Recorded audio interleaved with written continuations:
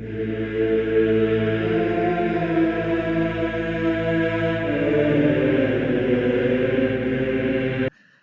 my name is Inigo Loyola. You denied my father. Prepare to die. Born in Spain in the 1500s, Inigo de Loyola entered the army at the age of 17 because his father's vast wealth sounded less appealing than bloody and desolate battlefields.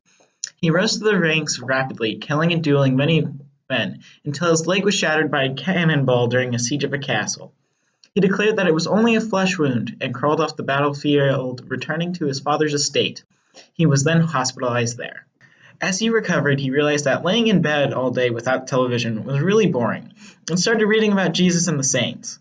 Around this time, he began experiencing visions of Mary, the infant Jesus, and a many-eyed snake.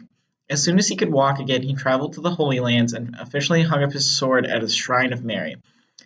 He was planning on staying there but left when the Franciscans and Dominicans both kicked him out, a tradition that stands to this day.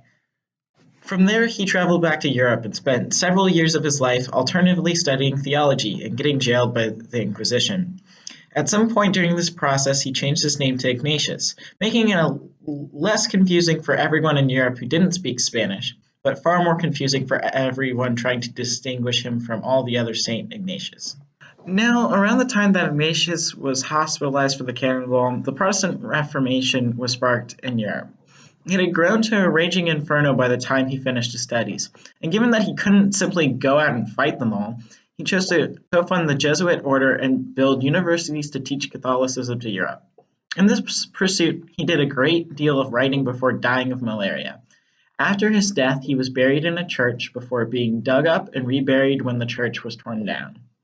He is the patron saint of soldiers, the Jesuit order, and educators in education. His feast day is held on July 31st.